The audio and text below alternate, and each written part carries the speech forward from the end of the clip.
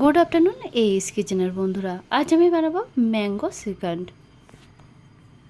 Mango Srikanta বানাবার জন্য এখানে আমি নিয়েছি দুটো মিডিয়াম সাইজের পাকা আম আর সাথে নিয়েছি এক বাটি টক দই।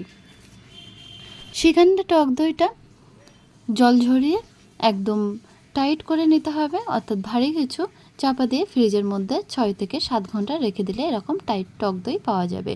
আর সাথে নিয়েছি কেশর ভেজানো দুধ আর কিছু ড্রাই ফ্রুটস। এবার আম দুটো খোসা ছাড়িয়ে একটা গ্রেটার দিয়ে বেশ ভালোভাবে গ্রেট করে নেব। দেখুন এখানে আমি একটা আম নিয়েছি। এবার একটা বড় পাত্রের মধ্যে এই টাইট টক দই দিয়ে বেশ ভালোভাবে হাত দিয়ে ফেটিয়ে নেব। তারপরে কেশর ভেজানো দুধ দিয়ে দিচ্ছি, সেটা দিয়েও বেশ ভালোভাবে হাত দিয়ে ফেটিয়ে নিচ্ছি। আর হাফ চামচ দেবো সুগার পাউডার, অল্প পরিমাণে গরম মশলার পাউডার, এগুলো দিয়ে বেশ ভালোভাবে আবারও একবার ফেটিয়ে নেব। এরপরে দেখুন আমের পাল্পগুলো দিয়ে দিচ্ছি, তার মধ্যে দিয়ে দিচ্ছি গ্রেট করা ড্রাই ফ্রুটসগুলো। প্রথমে দিয়েছি কাজু, পেস্তা, আমন্ড। এই সবগুলো আবারও বেশ ভালোভাবে চামচ দিয়ে ফেটিয়ে নিচ্ছি।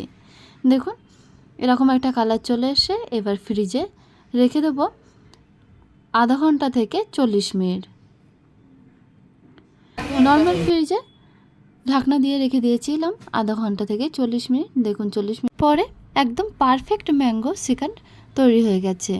এবার এটা সার্ভ করার পালা। দেখুন ওপর থেকে একটু ছড়িয়ে দিচ্ছি ছোট ছোট করে কেটে রাখা আম আর কিছু ড্রাই ফ্রুটস দিয়ে গার্নিশ করে নেব। তাহলে তৈরি হয়ে গেল একদম দোকানের মতো ম্যাঙ্গো শ্রীকান্ত। ম্যাঙ্গো শ্রীকান্ত যদি আপনাদের ভালো লেগে থাকে তাহলে অবশ্যই ভিডিওতে একটা লাইক করবেন। আমাদের চ্যানেলটা এখনও পর্যন্ত যদি সাবস্ক্রাইব করা না থাকে তাহলে সাবস্ক্রাইব করার অনুরোধ রইল।